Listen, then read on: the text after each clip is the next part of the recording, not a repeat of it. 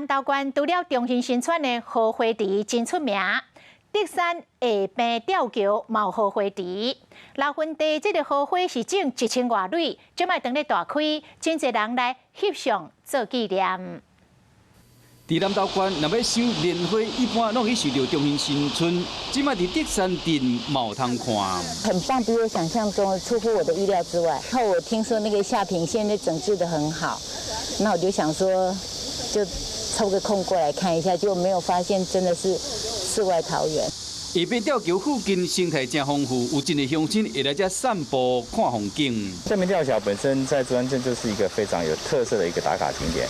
那6月份我们的夏日荷花田即将盛开，那非常适合全家来畅游下边吊桥，同时也来赏荷。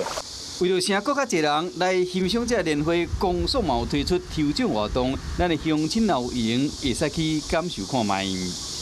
Hello， 大家好，我是品轩。想要跟我一起品味生活中的大小事吗？一定要赶快打开华视的 YouTube 频道，按赞订阅，并且开启小铃铛哦。